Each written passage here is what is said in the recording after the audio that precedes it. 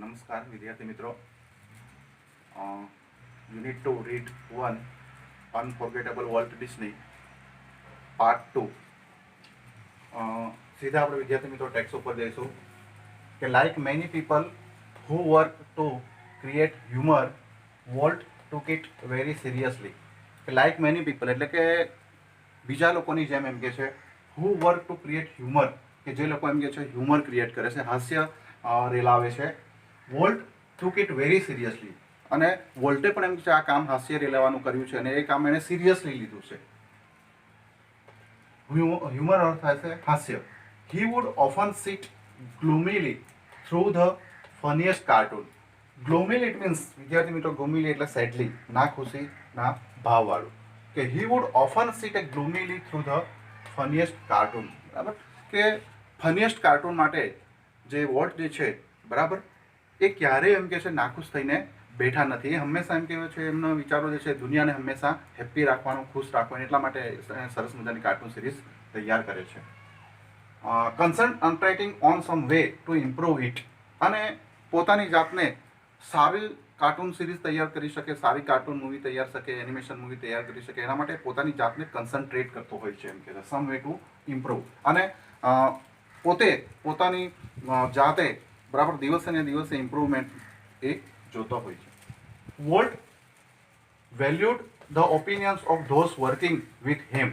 કે always Walt valued the opinions of those working with him, કે જેમની જોડે કામ કરે છે, કે એમની જે ટીમ છે, એમનું જે ટીમ ગ્રુપ જે છે, એ ગ્રુપમાંના જે મેમ્બર, જે બીજા સભ્યો જે છે, એમને ઓલવેઝ બરાબર કે વોલ્ટ જે છે એ પૂછે છે કે એમની પાસેથી કોઈક ને કોઈ ઓપિનિયન એ પોતે લે છે. But the final judgement was always unquestionably his. પરંતુ એમ કે છે અંતિમ નિર્ણય જો એ કોઈનો હોય તો એમ કે છે એમાં કોઈ પ્રશ્ન નથી, કે માત્ર ને માત્ર વોલ્ટનો જ હોય છે. આખરી નિર્ણય એ જાતે જ લે છે.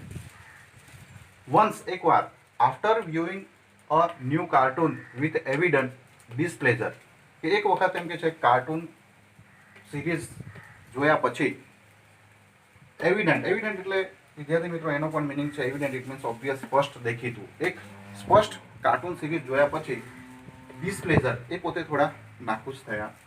Volt called for comments from a group of our people, અને વોલ્ટે કમેન્ટ કરી, કે ગ્રુપના પીપલને પૂછ્યું કે ચલો આ કાર્ટૂન સિરીઝ ઉપર તમે મારી ખામી શોધી કાઢો અને એની ઉપર તમે કમેન્ટ કરી શકો.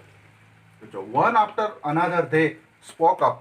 એક પછી એક એમ કે છે બધા જે મેમ્બર્સ, સભ્યો જે હતા બરાબર, એ બધી ભૂલો શોધવા માંડ્યા બરાબર વોલ્ટની, કે વોલ્ટે ક્યાં ક્યાં ભૂલો કરી છે, અને એ પોતે બોલવા લાગ્યા. ઓલ ઇકોઈંગ વોલ્ટ્સ ક્રિટિસિઝમ, અને બધા જ લોકોએ વોલ્ટની ભૂલો શોધી એમ કે છે અને શોધવાનો પ્રયત્ન કર્યો. I can get up rubber stamps that સે. બરાબર, અને ત્યારે વોલ્ટે કહ્યું કે હું રબર સ્ટેમ્પ લાવી આપીશ. બરાબર, આખરે રબર સ્ટેમ્પ તો મારી પાસે છે એમ કે છે. યસ વોલ્ટ હી સ્નેપ. બરાબર, એમણે ઝડપથી કહી દીધું અથવા તો સખ્તાઈથી કહી દીધું. સ્નેપનો અર્થ પણ વિદ્યાર્થી મિત્રો આવે છે વાત કાપવી. Then he wheeled and ask the projectionist. ત્યાર પછી પોતે એમ કે છે વિલ્ડનો પણ મિનિંગ આપ્યો છે સડાક દઈને, ઝડપથી. એન્ડ આસ્ક ધ પ્રોજેક્ટનિસ્ટ બરાબર, એનો પણ મિનિંગ આપ્યો છે ફિલ્મ પ્રોજેક્ટ ચલાવનાર, કે જે પોતે ફિલ્મ પ્રોજેક્ટ ચલાવે છે બરાબર, એને સખ્તાઈથી, કડકાઈથી બરાબર એને કહી દીધું કે વોટ હી થોટ, કે પોતે જે વિચારે છે. The man sense that decent was he thought. જો કે the man sense that decent was he thought. બરાબર, સેન્સનો પણ મિનિંગ આપ્યો છે હવે સભાન થઈ જવું. અને એ જે માણસ જે છે એ પ્રોજેક્ટનિસ્ટ જે છે પોતે સભાન થઈ જાય છે અને પોતે એમ કે છે વિચારે છે. The man sense that decent was in order. ડિસન્ટનો પણ મિનિંગ આપ્યો છે વિદ્યાર્થી મિત્રો. ડિસન્ટ ઇટ મીન્સ ઓબ્જેક્શન અથવા અસહમતિ બતાવી. બરાબર, કે વોલ્ટે અસહમતિ દાખવી પ્રોજેક્ટનિસ્ટની આગળ કે નહીં બરાબર, હું તારાથી સહમત નથી, હું અસહમતિ દર્શાવું છું. I think you are all wrong he declared. અને વોલ્ટે ડિક્લેર કરી દીધું, અંતે જાહેર કરી દીધું કે તમે જે કોઈ મંતવ્ય આપ્યા છે, જે કોઈ ઓપિનિયન આપ્યો છે, ઓલરેડી એ બધા રોંગ છે એમ કે છે. જો વોલ્ટ જસ્ટ ગ્રીન. ગ્રીનનો પણ વિદ્યાર્થી મિત્ર મિનિંગ આપ્યો છે ટુ સ્મિત એટલે કે આનંદ વિનાનું. Just green. You stick to your projector he suggested. બરાબર, કે તમે તમારું માત્ર પ્રોજેક્ટર સાચવો, બરાબર, મને કોઈ સૂચના આપવાની કે સલાહ આપવાની જરૂર નથી. Volt involve himself in everything, અને વોલ્ટનો એક સ્વભાવ હતો કે કોઈ પણ એક્ટિવિટીની અંદર ભાગ લેતા, કે કોઈ પણ કોન્ફરન્સ હોય, કોઈ પણ સભા હોય, તો ઓલવેઝ પાર્ટિસિપેટ થતા, એમાં ભાગ લેતા. એટલે છે કે volt involve himself in everything. During one story conference on the Mickey mouse club TV show, એક દિવસ Mickey mouse club TV show દ્વારા, બરાબર, એક સભાનું આયોજન કરવામાં આવ્યું, કોન્ફરન્સનું આયોજન કરવામાં આવ્યું હતું. ધ સ્ટોરીમેન પોઇન્ટર ઇન હેન્ડ, બરાબર, અને સભાની અંદર જે સ્ટોરી ટેલર એટલે કે સ્ટોરી વાર્તા કહેનાર જે વ્યક્તિ હતો એની હાથમાં પોઇન્ટર હતો. પોઇન્ટર એટલે આપણે જે નિર્દેશ કરીએ, બરાબર, ધારો કે નકશો બતાવવો હોય, બરાબર, કોઈ પોઈન્ટ પર બતાવવું હોય તો એને પોઇન્ટર કહેવાય. લાકડી હોય અથવા તો સ્કેલ હોય, કોઈ પણ, તો એના હાથમાં એવું એક પોઇન્ટર હતું. જુઓ કે pointer in hand was outlining a sequence. આઉટલિંકિંગનો પણ વિદ્યાર્થી મિત્રોએ મિનિંગ આપ્યો છે, ટુ ડિસ્ક્રાઇબ ઇન બ્રીફ, સંક્ષેપમાં વર્ણવવું. આઉટલિંકિંગ ઇટ મીન્સ સંક્ષેપમાં વર્ણવવું, અને સિક્વન્સ એટલે ક્રમબદ્ધ, બરાબર, અથવા તો ઘટનાક્રમ પ્રમાણે. તો એ જે સ્ટોરી ટેલર જે હતો એ ઘટનાક્રમ પ્રમાણે, બરાબર, સિક્વન્સમાં, બરાબર, એ પોતે નિર્દેશ કરતો હતો, પોતે સંક્ષેપમાં દર્શાવતો હતો કે how to ride a bicycle. How to ride a bicycle, કે સાયકલ કઈ રીતે ચલાવતા શીખી શકાય, બરાબર, એ ટોપિક ઉપર એ પોતે ઘટનાક્રમ પ્રમાણે વાતચીત કરતું હતું. Now when you get on your bicycle, અને એ આગળ કહે છે કે now when you get on your bicycle, કે જ્યારે તમે તમારી બાઇસિકલ ચલાવો છો અથવા તો તમે તમારી બાઇસિકલ લો છો. હી બિગેન, એણે શરૂઆત કરી. હજી તો સ્ટોરી ટેલરે એની શરૂઆત કરી.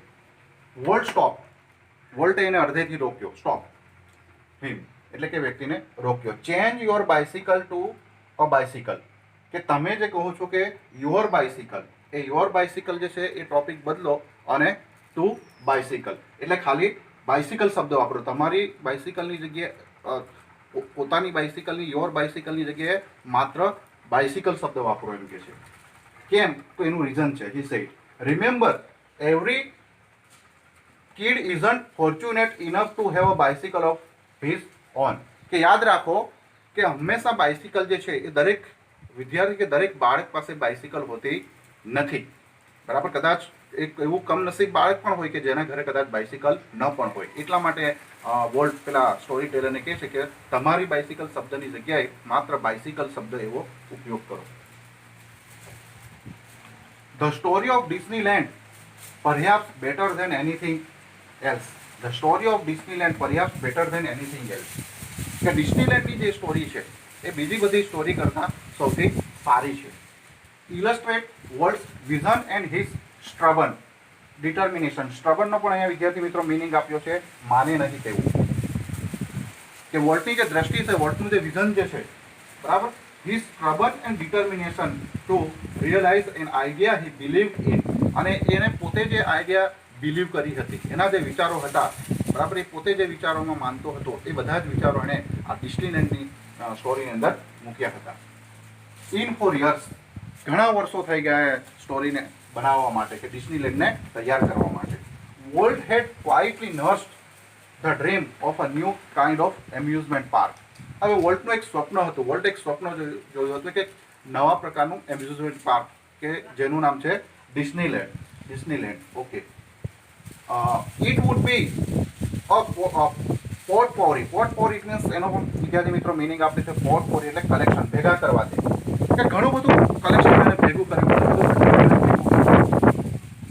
All the ideas conjured up by his fertile imagination, અને એની પાસે જેટલી પણ આઈડિયા હતી એ બધા વિચારોને એણે એ એમ્યુઝમેન્ટ પાર્કમાં મૂકી દીધા, એમ કે છે. જો but idea of sinking millions of dollars into an amusement park, અને સિંકિંગનો અર્થ પણ અહીં વિદ્યાર્થી મિત્રો આપણે હોમી દેવું, રેડી દેવું. એટલે જેટલો પણ પૈસો ભેગો કર્યો હતો, બરાબર, કરોડો રૂપિયા, અબજો રૂપિયા, એ બધા પૈસા એમ કે છે એને ડિસ્નીલેન્ડમાં હોમી દીધા. અને ખરેખર એમ કે છે એની એમ કે છે એક મૂર્ખામી ગણાય છે, એમ કે છે. જો કે that he wouldn't mention to anyone, બરાબર, અને કોઈ પણ વ્યક્તિ એમ કે છે એ બાબતે કદાચ વિચારી ન શકે.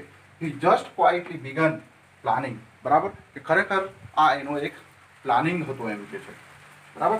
હવે વિદ્યાર્થી મિત્રો, વિડીયો 1 અને વિડીયો 2, વિડીયો 1ની અંદર પણ શબ્દાર્થ ઘણા બધા આપ્યા છે, અને વિડીયો 2 ની અંદર પણ ઘણા બધા શબ્દાર્થ આપ્યા છે. વિડીયો 1 ની અંદર તમે જોશો તો એન્ડ ઓફ ધ વિડીયો પૂરો થાય છે તો આ જ રીતે એન્ડમાં શબ્દાર્થ આપ્યા છે, એ પણ તમારે લખવાના રહેશે. આ વિડીયો 2 ની અંદર પણ આ શબ્દાર્થ મેં લખ્યા છે, એ પણ તમારે લખવાના રહેશે.